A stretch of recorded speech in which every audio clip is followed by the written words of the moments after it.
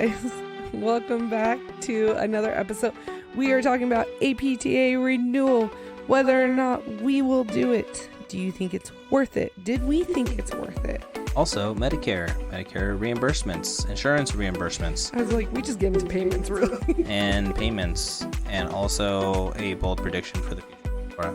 I did give one. So let's just go ahead, and since we're just diving right in, let's go head first. You're listening to the PT Assistance Podcast with your hosts, Ken and Laura. Thanks for joining for another exciting episode.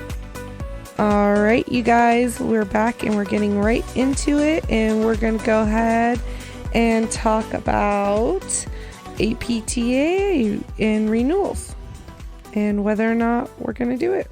Just the way you said all that just kind of sounded funny. Which part? You yourself didn't know how you were going to be phrasing that. So the way you were saying it, it just sounded like you were trying to think of the next word as you were saying things. Kind of. I was also having to fix the sound on the podcast. I see. That makes sense. It threw me for a loop there because I was trying to adjust at the same time. Also, our audios might be a little different today because we're back at Laura's house recording. Yeah, so we're back at it. Bear with us with the audio change. We're trying to get to match back up again. It's been a little funky lately. Don't know why it is. So if you're in audio, let us know. Reach out to us. But we are talking about whether or not we're going to renew our APTA renewals. And Ken, let's just start with you. Yours doesn't come up for a couple months, but will you renew it? So my situation's kind of weird. I was part of the APTA, and halfway through it, apparently I got kicked because my membership was supposed to last a year. Halfway through, it said I'm no longer a member, and it had me re-sign back up. Did you ever reach out to them about that? No, I just re-signed back up. Because I was doing like the month-to-month payments, and nothing really changed. Maybe they stopped month-to-month or something like that. Yeah, I don't know. It was weird. Yeah, I did yearly. But I feel like I am going to renew. And we're going to get into a little bit deeper why we are going to do that as far as like the Medicare side of things. But one reason I feel like for in me, general too, there's some pros, there's some cons when it comes to the APTA for sure. I have a couple of friends that are PTs and they are not big fans of the APTA just because what happens is you try to look for that immediate value. Yes. You're giving them this money. And if you're not getting anything in return that you can visibly see, then you don't think it's worth it. So a lot of my friends that are PTs are just like, nope, like it's just, they weren't doing anything. And a lot of it happens behind the scenes. Yeah. And we did have a guest on that's part of the APTA, and she kind of broke it down for us a little bit more. So we'll leave links for her interview in the description below.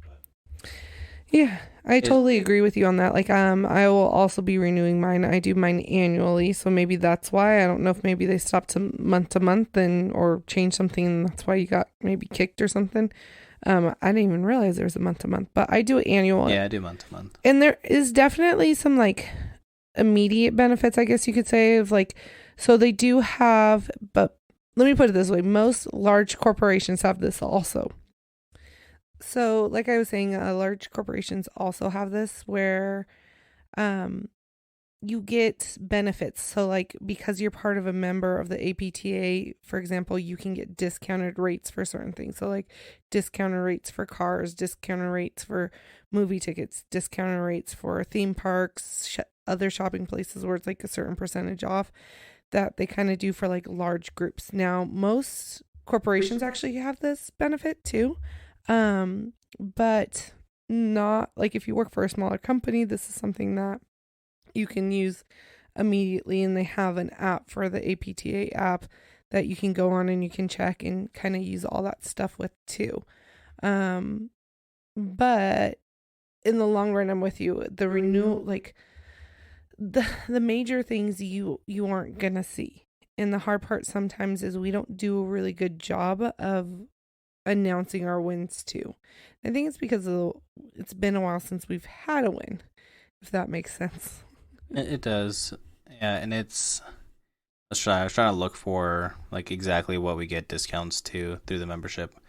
Another reason why I feel like, at least for me and Laura, because of doing this podcast, we try to look up new methods and research and studies and articles on certain topics, and the APTA has all those resources for us. So it helps us find more content to be able to talk about. Mm-hmm. So if it wasn't for this podcast, though, you feel like you would still be a member? I think so, because again, it's behind the scenes. So one of the things that recently, I get the journals. I'm not going to say I'm like super active of hunting things down, but I do get the monthly, I think they're monthly technically. I don't even pay attention when they come. But whenever they do come in, I get the magazines, and I think I get like the weekly updates too via email. And so there's certain things that will catch my interest, or I'm like, ooh, let me see that. And one of the things that came in today, like literally yesterday, is an article about one of the things that they're working on with a bill that's a bipartisan bill, which is really going to help us with payment and getting increase from Medicare. This bill is pretty much trying to make it so that we're on a pay raise rate schedule for reimbursement with Medicare, versus just at this time of year we'll adjust. It's like an automatic like payment plan in a way of increasing payments. So that way it can actually go with inflation as time goes up. And then that way we're not just being like, okay, real life inflation's gone up, but we're taking a dip and a hit. And they're trying to help fix that in the long run of things too. So like that's something that's going to take money and time, unfortunately, because we do live in a society where money makes things happen.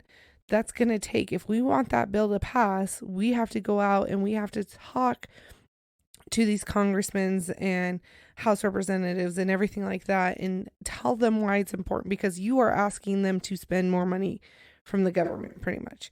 And let's just be honest, if you pay anything attention with the government, we're always in debt. So not everybody likes to spend more money. So we have to show why, and that takes a lot of time of going and discussing it, and not all of these people are in the same area.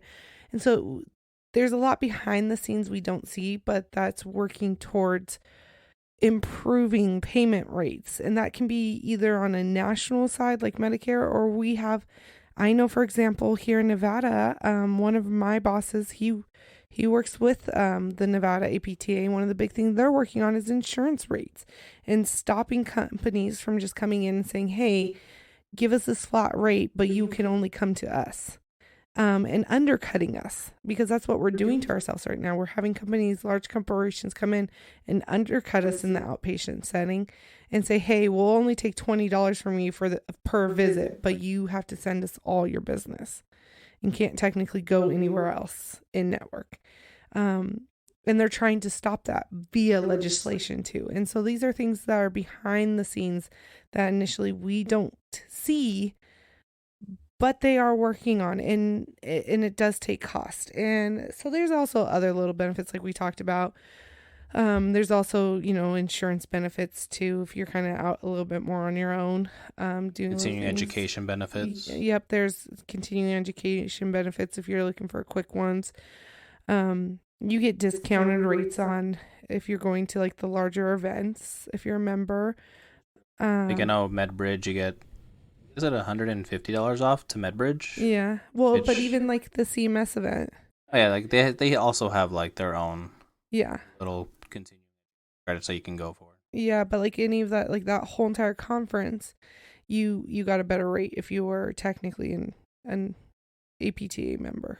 But I feel like, it just kind of comes out, for me personally, I feel like it comes back down to if we see that immediate benefit. Mm-hmm. And if that's what you're looking for, then I understand why you don't see the value in APTA. But like Laura was saying, like a lot of it is behind the scenes, a lot of it takes time, and a lot of it takes money.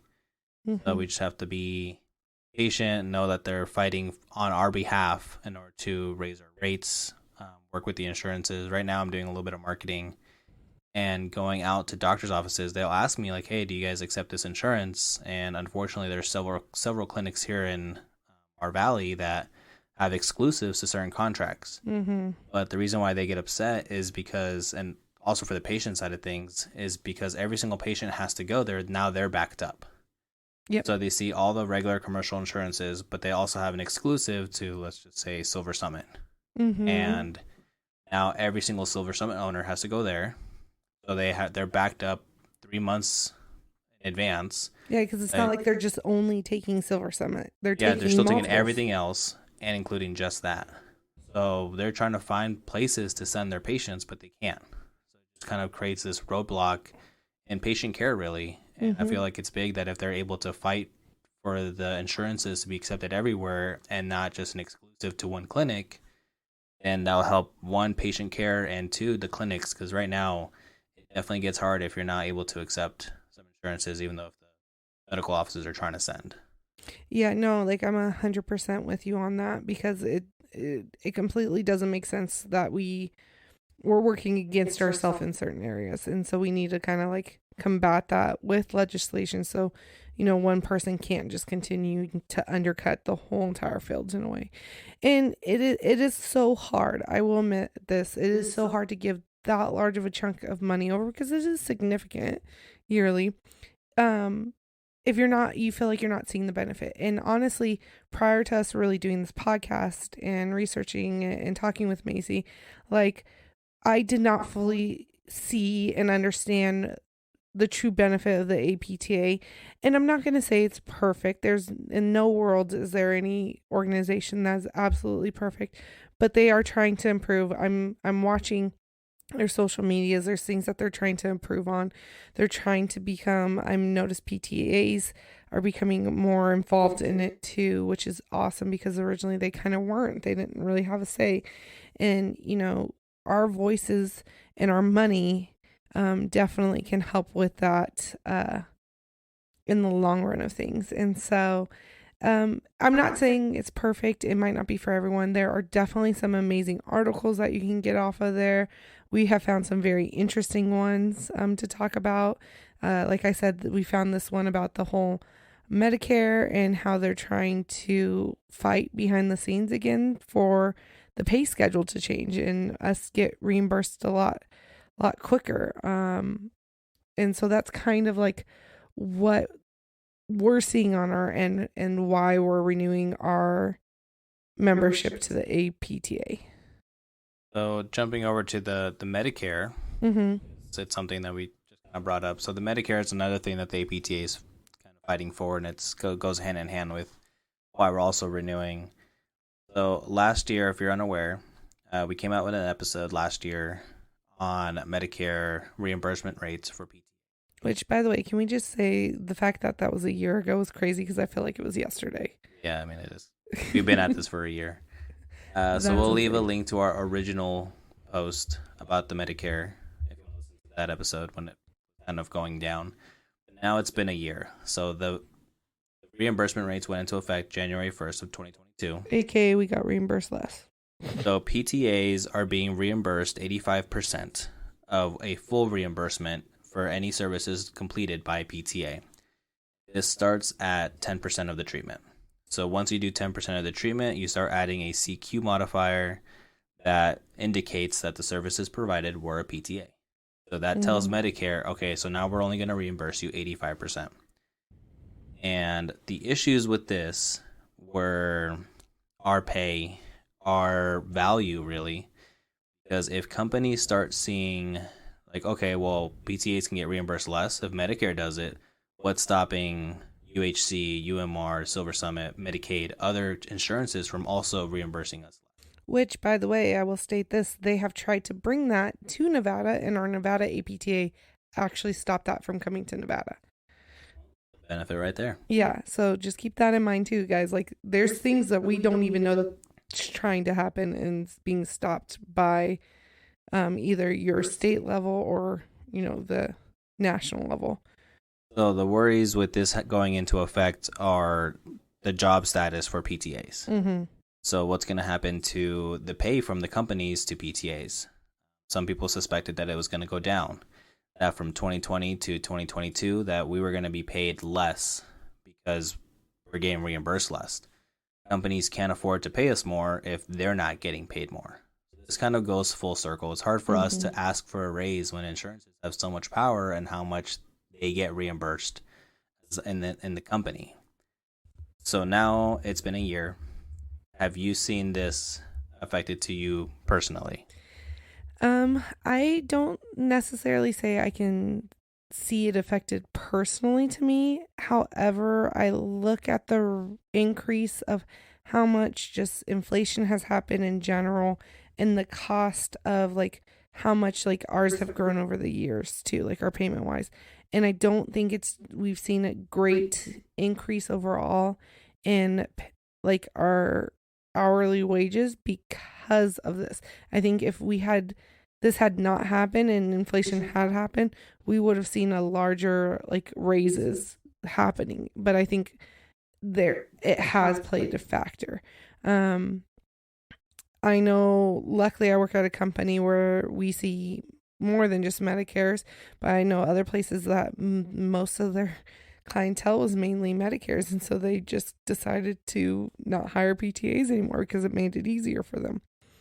Because the pay difference was just like, okay, well, yeah, there's a pay difference between paying a PTA and a PT, but then, if I have a PT instead of a PTA with Medicare and I'm treating all these Medicares, I don't have to worry about getting paid less per visit.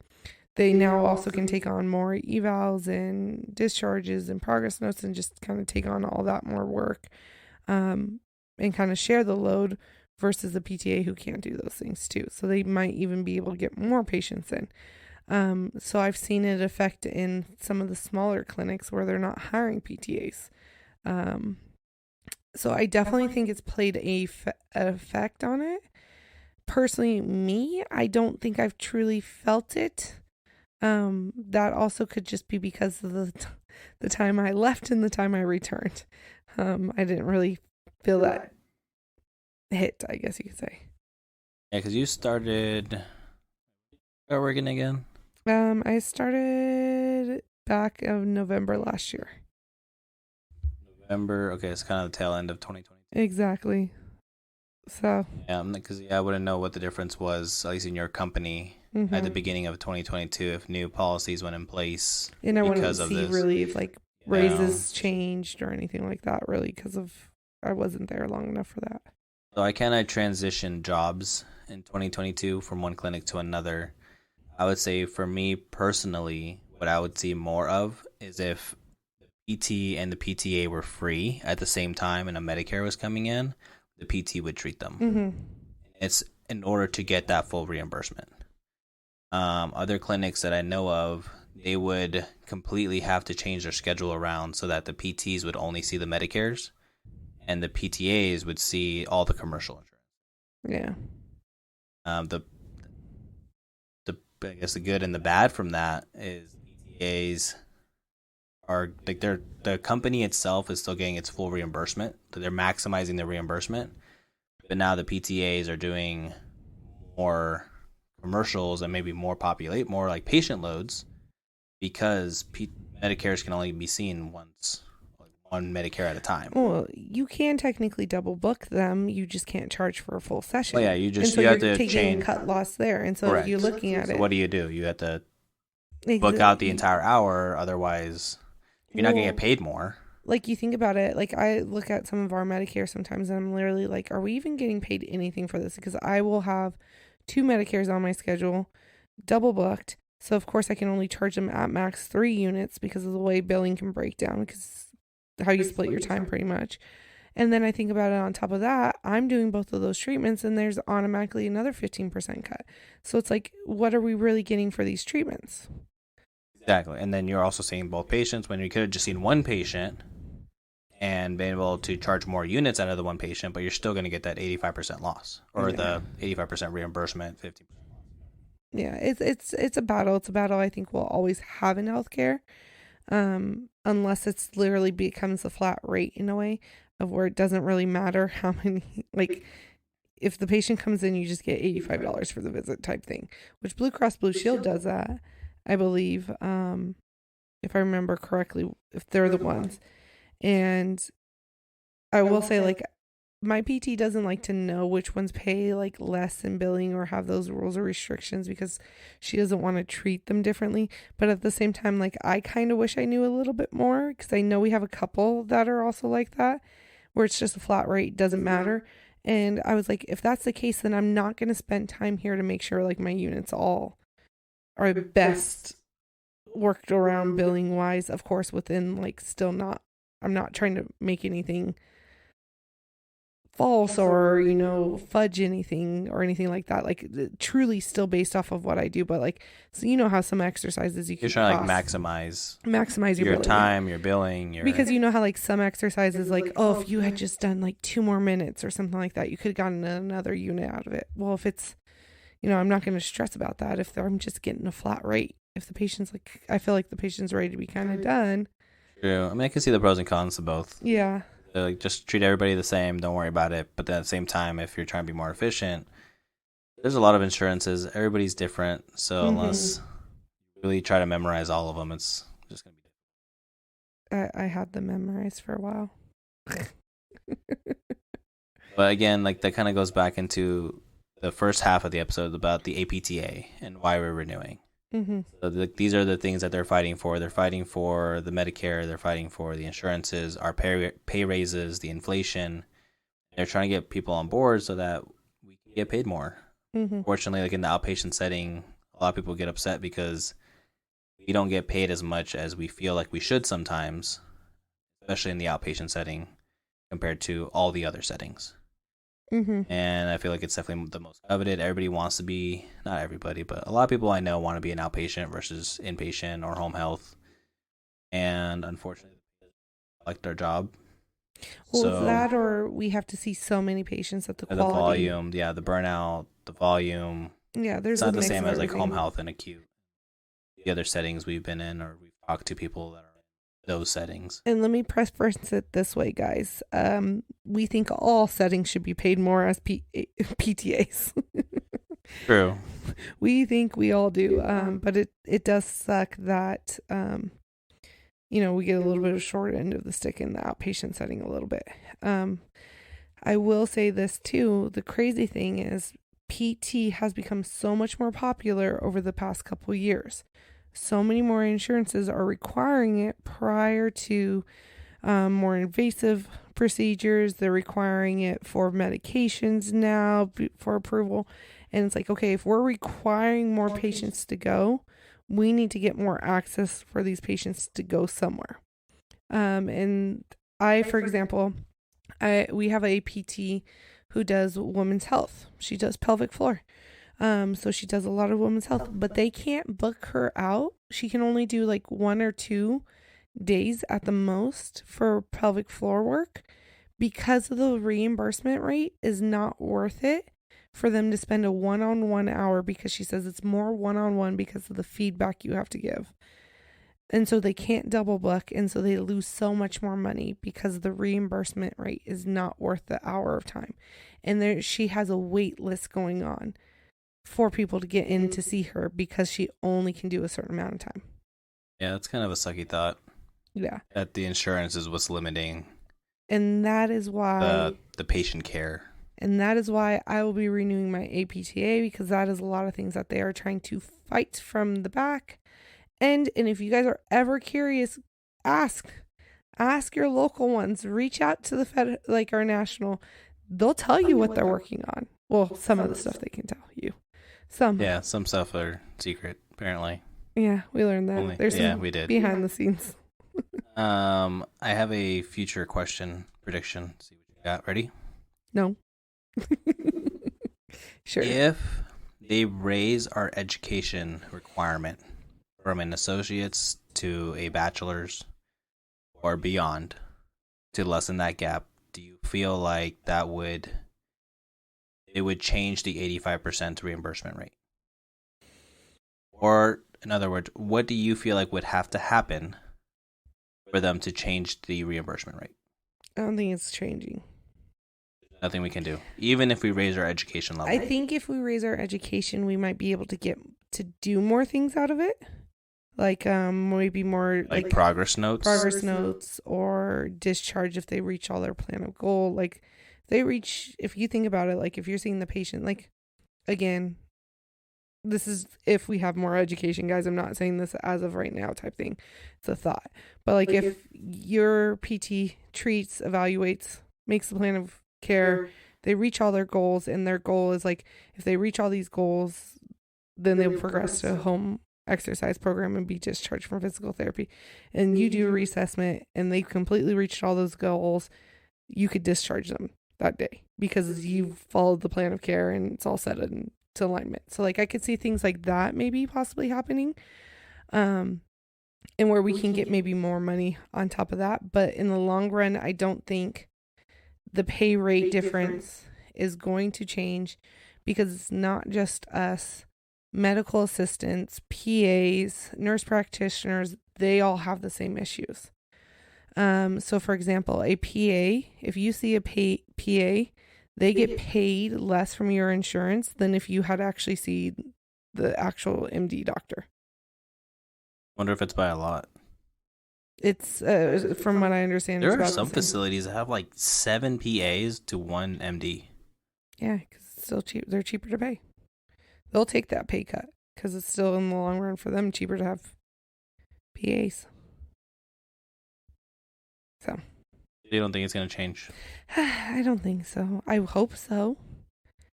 I just don't see it happening. However, though, I am very hopeful that we will get on a better payment plan that will reflect. So at least it will continue to climb.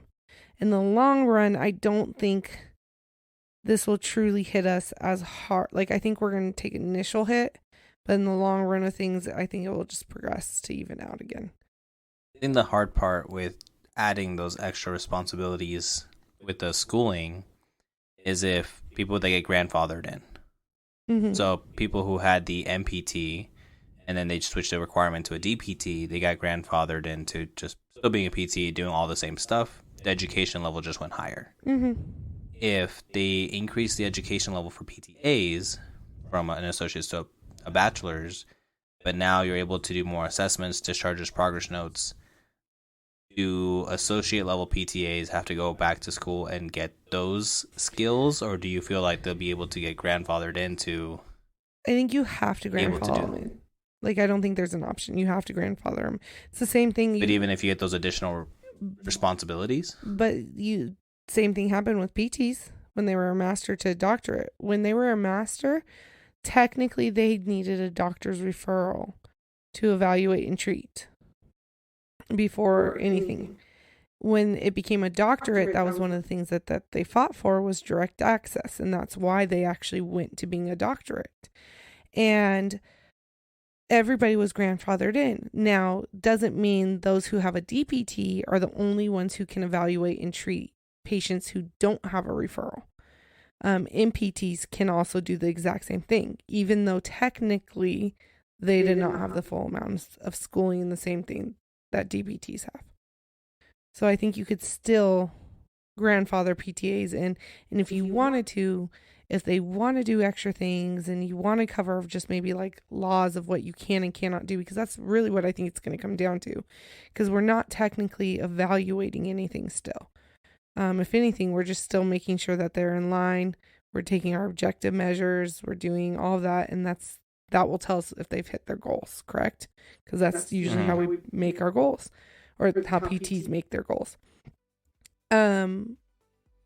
If anything, I just make it a CEU. Make it an additional requirement for that year that if you want to be able to do this, take the CEU course. And then you're good to go.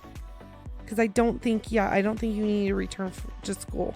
Because again, majority of what we know, we learn in the clinic. We learn in our settings.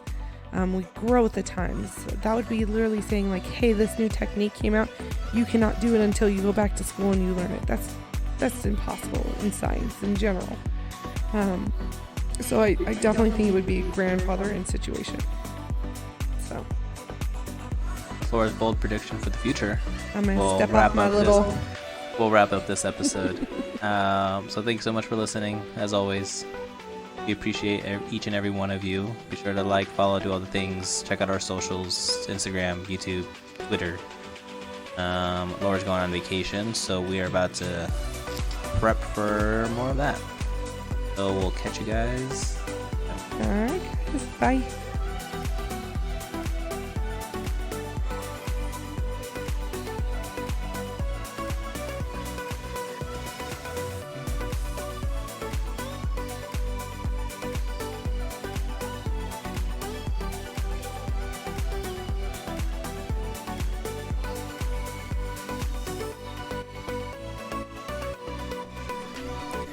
The information in this video or podcast is not intended nor implied to be a substitute for professional medical advice, diagnosis, or treatment. All content, including text, graphics, images, and information contained in this video or podcast is for general information purposes only and does not replace your professors or a consultation from your own doctor or healthcare professional.